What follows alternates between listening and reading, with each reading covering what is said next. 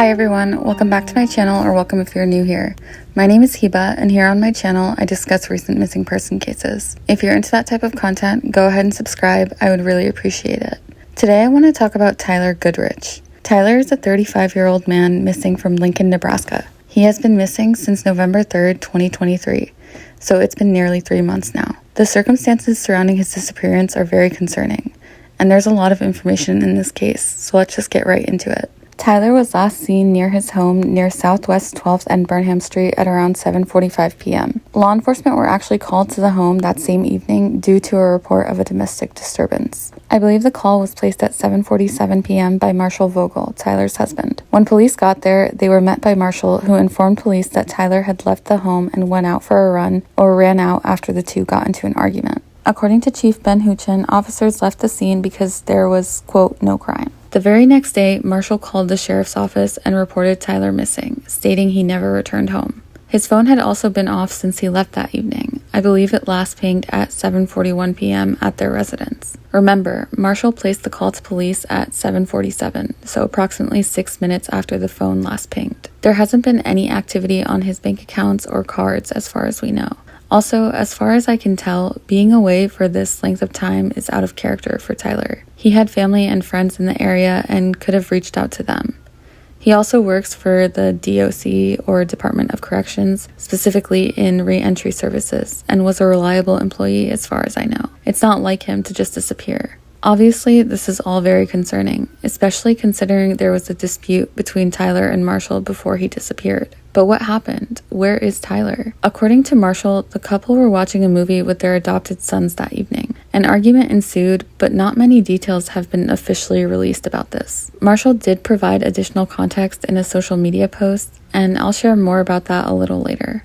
As we know, Marshall called 911 at some point, and by the time they got there, Tyler was gone.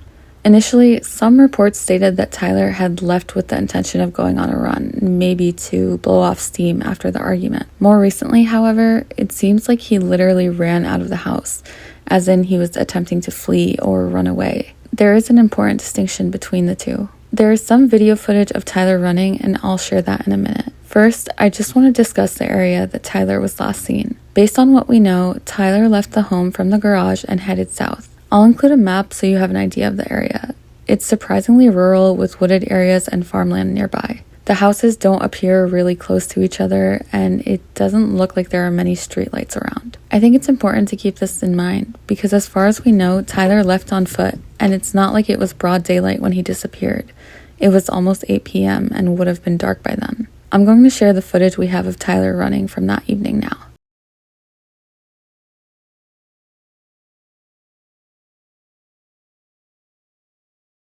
It's not very clear, but from what I can tell, it seems like he's holding something bright. Maybe it's his phone or a flashlight or something. The camera can also make it look bigger than it actually is. I also noticed that he seems to be running in a sort of frantic way. It doesn't look like a leisurely, casual jog or run to me, but more like a sprint and fast-paced. To me, it's almost as if he's running from something or someone. Maybe from the police, since we know that Marshall called them, or maybe from Marshall himself or someone else. It also appears like he has a limp or potentially some sort of injury. I'm not really sure, and I'm not really a runner myself, but that's just how it appears to me. However, Tyler is a runner. In fact, he had plans to run a half marathon that weekend, but unfortunately never showed up, so maybe the run wasn't out of the ordinary for him. But knowing that Tyler is a runner, would he really go out for a run at this time without being properly equipped? I believe he was only wearing a hoodie and shorts. Wouldn't an experienced runner wear reflective gear? Also, I think it was around 30 degrees at that time. Like I mentioned, we also know that he planned to run the Good Life Half-C half marathon on November 5th. Is it advisable to go for a run the nights leading up to that? Again, I'm not a runner by any means.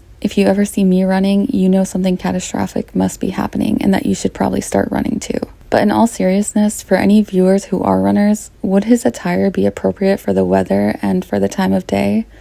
Is it a good idea to go on a run so close to the half marathon coming up? To me, this doesn't seem like a planned run. Fleeing or leaving in the heat of the moment makes more sense and could explain his desire to just go, even without being appropriately dressed. I believe he had his phone and wallet on him, although we know his phone was turned off or died at 7:41. He also did have a Garmin watch and was wearing it the night he disappeared. Hopefully this can provide some insight into his movements and what happened that night. As we know with all missing person cases, the first suspect is always the spouse or partner. In this case, Marshall looks even more suspicious due to the circumstances leading up to the disappearance. The couple was literally arguing right before he disappeared. Furthermore, even more suspicion was cast onto Marshall after investigators claimed that Marshall and his family stopped cooperating with law enforcement in the days following Tyler's disappearance. Marshall's lawyer claims that Marshall never stopped cooperating, but that he instructed police not to interview Marshall because he already spoke to law enforcement numerous times and consented to a search of the property. To some, Marshall having a lawyer in the first place might be suspicious. To me, I don't think hiring a lawyer alone is suspicious and would actually recommend it to anyone in a similar situation, but let me know your thoughts on this. Some of Marshall's other behavior has also prompted people to question his possible involvement. He posted a new profile picture on social media and bought a car recently, I believe. While doing these things doesn't necessarily mean anything, to many, it could seem like an indication that Marshall has already moved on with his life, or that he doesn't really care about Tyler being missing. Many have also alluded to his body language seeming off in interviews, as well as his lack of involvement in search efforts. However, there could be a valid explanation for these things, and I'll talk more about that later. Like I hinted at earlier, law enforcement did obtain a search warrant for the home. As far as we know, nothing of significance was found. I'm sure they also spoke to their 2 adopted sons, and I believe they searched their electronics. I wish we had more details about the chain of events and details that evening. According to a statement made by Tyler's family, Tyler responded to a text and placed a call at 7:30 p.m. I believe the text was to a coworker and the call was to a friend. Unfortunately, that call went unanswered.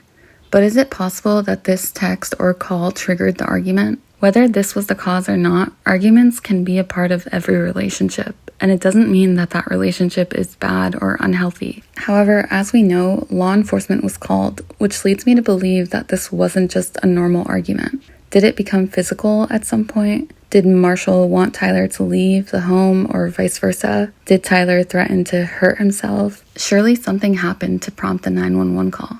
Like I mentioned earlier, while many details haven't been officially released by law enforcement, we do have a Facebook post from Marshall, which I'll include here. It reads, "Tyler was sometimes physically and emotionally abusive towards me. After years of this, we were discussing divorce. His father, Tyler Goodrich, was aware of Tyler's abuse towards me. I had retained an attorney and was reviewing the complaint for dissolution. There are recordings that document Tyler was becoming increasingly verbally abusive to me and the boys, and he told me he would ruin my life. He had removed his wedding ring. On the evening of November 3rd, I told Tyler that I would be filing for divorce. Tyler's response prompted me to call 911. Tyler was aware that I was on the phone with the 911 dispatcher. He was yelling at me to hang up. I told the dispatcher that I thought he was leaving in his car, but he instead ran out of the garage on foot. Tyler had a domestic violence arrest during a past relationship. He avoided consequences from that arrest through a diversion program. This time, I think he was trying to avoid consequences by running away before the deputies arrived. His family was aware of his history of violence in relationships. When Lancaster County Sheriff's Office responded to my 911 call, I answered their questions and gave them permission to search the house and property. They found no sign of Tyler. The deputies stayed while I packed mine and the boys' things for the night, gathered the dogs, and left the house, because I expected him to return that evening. The boys and I did not spend the night at home. I didn't go looking for him that night, assuming he'd return home overnight. When he didn't, I called around looking for him, but no one knew where he was. At that point, I called 911 and reported him missing, and then called his dad. LSO responded to my call. I consented to a search of the house and property. I showed them Tyler's computer and I gave them the hard drive from our home security system. Tyler was the only one who had access to the security system, so I was not able to view or show them the recordings. They later viewed the video of Tyler running from the garage and shared that publicly. Over the following days and weeks, I consented to multiple searches of the house and property and another family home and property in the neighborhood. I've assisted them by providing all of the known passwords for the family devices so they could review our digital footprints. Since Tyler ran away, I've been focused on the boys and keeping them safe and cared for. Members of my family participated in searches. I've purchased signs. At the request of his family, I answered questions of a private investigator, and I've provided all information LSO asked me for. His sister Felicia and I worked with a professional dog tracker at our property and neighborhood. The tracker concluded Tyler ran from the garage, hid in the tree lines east of us, and ends on the street, as if he got in a car. I have limited contact with Lonnie and his family after they falsely accused me of not properly caring for the boys. His mother, Tyler Goodrich, who we had a limited relationship with because of her alcoholism, made recorded threats against me. "I'll effing hunt you down," she said. I believe LSO, friends, and family were trying to create an environment where Tyler would return. I didn't make any public statements or correct the misinformation that was being put out. I supported that strategy and kept the actual details of why Tyler ran away from going public. That strategy has not worked. Tyler has not returned. Due to the increasing public comments about my children, I'm no longer willing to stay silent. Neither I or my children had anything to do with Tyler's disappearance. He ran away to avoid the deputies. Although he won't be returning to our marriage, I hope that he's safe and does return to deal with the circumstances he has caused. I appreciate the extraordinary effort the deputies of the Lancaster County Sheriff's Office and the volunteers have put into finding Tyler. Thank you to my family, friends, and colleagues. Your support means everything to me. It's a difficult time for my family, but I hope you have a blessed Christmas. Something that sticks out to me from this is that he claims that Tyler left to avoid deputies, which is something that I said could be possible earlier. But if this is the case, why would he be running from them? Was there a physical altercation that took place that evening? So obviously, this could paint a very different picture of Tyler and of what happened that night. This information also offers some possible answers to earlier questions. For example, Marshall not spending the night at the home could explain why Tyler wasn't reported missing until the next day. Obviously, Marshall wouldn't know if Tyler didn't make it home if he wasn't at the home himself. He also explains his silence, stating he initially kept quiet so that Tyler would come home. In my opinion, if what Marshall is saying is true, it could also explain Marshall's behavior and demeanor, specifically what's being perceived as lack of grief. If it's true that Tyler has been abusive towards him, Marshall may view Tyler's disappearance as just another selfish act or abusive tactic, seeing as he's the one being blamed for all of this. Ultimately, the fact that this was ongoing for years and a divorce was in the works could explain why Tyler seems cold or emotionless in interviews and why his social media posts seem dry regarding Tyler. Marshall also claims some family members knew about Tyler's violence and abuse, specifically his father. Unfortunately, there's been a lot of drama surrounding this case and a lot of blaming of both men. Emotions are heightened, especially for family and friends. There are a few Facebook groups out there for Tyler. One of them is specifically run by his family and friends. A lot of information which might not show Tyler in a favorable light is being removed and censored. On one hand, I can totally understand the family's desire to preserve Tyler's character, as he is the one missing and can't defend himself. Also, despite any potential he may have perpetrated, Tyler is still their son, brother, cousin, friend, etc. It makes sense that they wouldn't want any of his potential negative actions to overshadow the fact that he's still missing. So I get it, I really do. However, it seems like some are refusing to accept the reality of the situation and of what potentially happened that night. Numerous members have outright blamed Marshall, who honestly could be just as much of a victim in this situation. Despite all this, when it comes to theories, some are adamant that Marshall is somehow involved. So much so that some claim that the person seen in the video running isn't really Tyler, or that the video is staged. While anything is possible, it's not very likely in my opinion, unless something happened later with Tyler returning or Marshall catching up to him. However, police have certainly checked this out and checked Marshall's alibi and insist that Marshall isn't a suspect. It's always possible that a third party is involved, someone known to Tyler or to Marshall, or even a complete stranger. In my opinion, though, this seems more in line with an accident or self-harm. Maybe Tyler left to blow off some steam and fully intended to come home. I know a lot of runners go for runs when they're stressed. It was dark out. Maybe there was some sort of accident or he got lost. Unfortunately, the fact that Marshall was so quick to initially call police during the argument leads me to believe that he was concerned for Tyler's well-being. Did Tyler threaten to do something prior to leaving, or has he done so in the past? Was he dealing with a lot of stress leading up to this incident? Was the shock of the divorce becoming a reality too much for him? I think it's possible. We know he ran south towards fields and woods.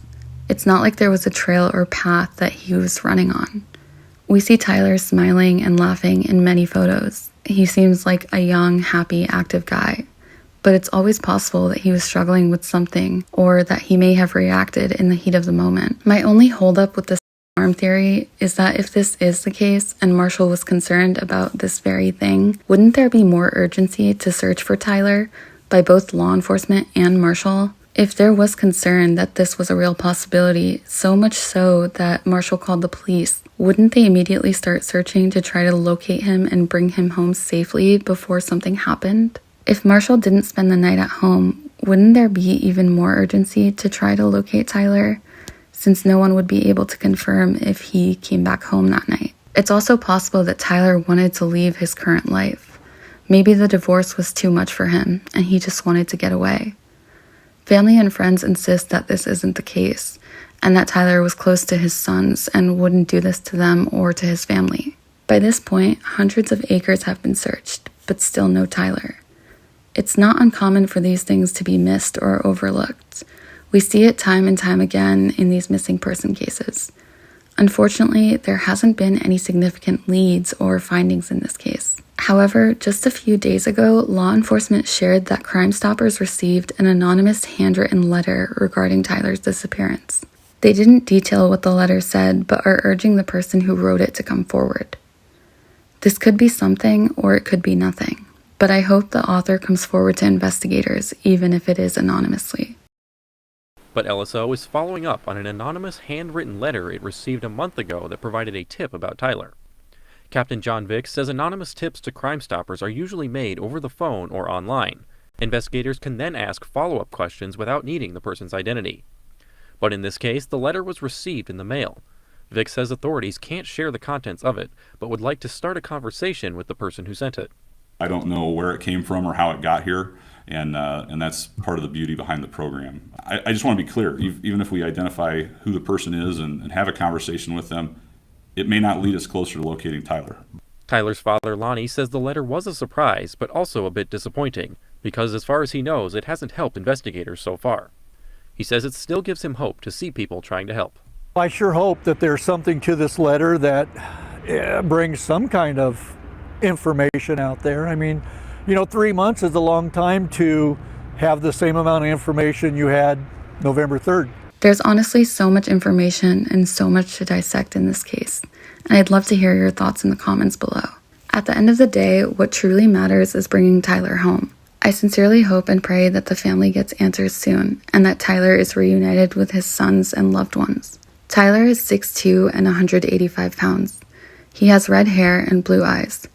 If you have any information, please contact the number in the description below. You can also reach out to Crime Stoppers anonymously. Thank you so much for watching this video and for listening to Tyler's story. Don't forget to like this video if you enjoyed it and to subscribe to my channel. I hope to see you in my next one.